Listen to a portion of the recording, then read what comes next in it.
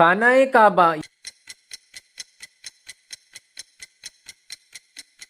خانہ کعبہ یعنی کعبۃ اللہ زندگی میں ایک مرتبہ تو ہر مسلمان کو وہاں جانے کی خواہش ہوتی ہے، یا تو حج کے لیے یا تو پھر عمرے کے لیے۔ ہر مسلمان کی یہ خواہش ہوتی ہے کہ اپنے سر کی آنکھوں سے اس کا دیدار کر لے۔ آج کی اس ویڈیو میں ہم جانیں گے کعبۃ اللہ کے متعلق کچھ اہم معلومات۔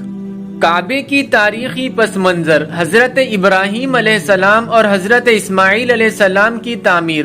اللہ تعالیٰ نے حضرت ابراہیم علیہ السلام کو حکم دیا کہ وہ اپنے بیٹے حضرت اسماعیل علیہ السلام کے ساتھ مل کر اللہ کے گھر کی تعمیر کرے۔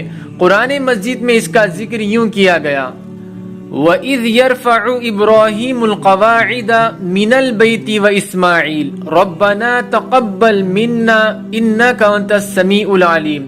اور یاد کرو جب ابراہیم اور اسماعیل علیہ السلام خانہ کعبہ کی بنیادیں اٹھا رہے تھے تو دونوں دعا کر رہے تھے کہ اے ہمارے رب، تو ہم سے یہ خدمت قبول فرما لے، بے شک تو خوب سننے والا، خوب جاننے والا ہے۔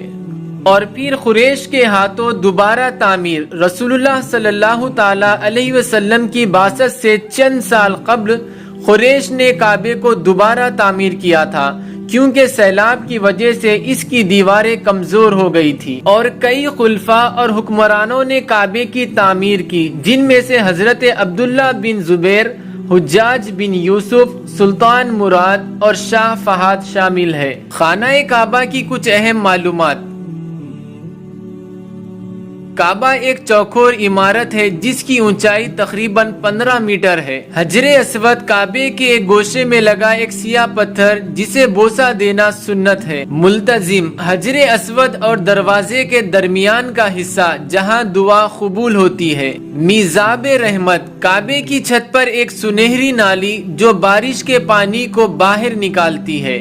رکن یمنی کعبے کا جنوبی کونا جسے چھونا سنت ہے۔ حتیم وہ دائرہ نما دیوار جو اصل کعبے کا حصہ تھی اور اس میں نماز پڑھنا باعث رحمت ہے۔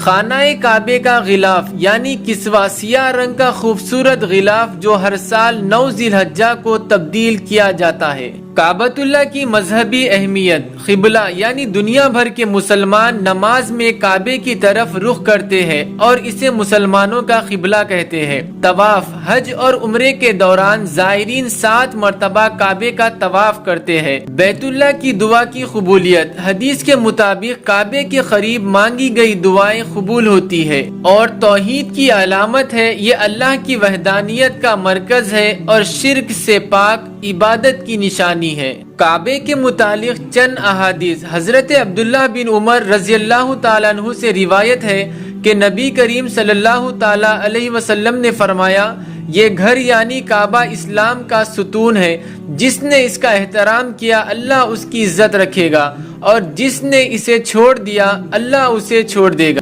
رسول اللہ صلی اللہ تعالیٰ علیہ وسلم نے ارشاد فرمایا: زمین پر سب سے پہلا عبادت کے لیے بنایا گیا گھر مکہ ہے یعنی بیت اللہ ہے۔ اور ایک حدیث ہے کہ نبی کریم صلی اللہ تعالیٰ علیہ وسلم نے ارشاد فرمایا: روزانہ 120 رحمتیں کعبے پر نازل ہوتی ہے، جن میں سے 60 طواف کرنے والوں کے لیے، 40 نماز پڑھنے والوں کے لیے اور 20 دیکھنے والوں کے لیے مخصوص ہے۔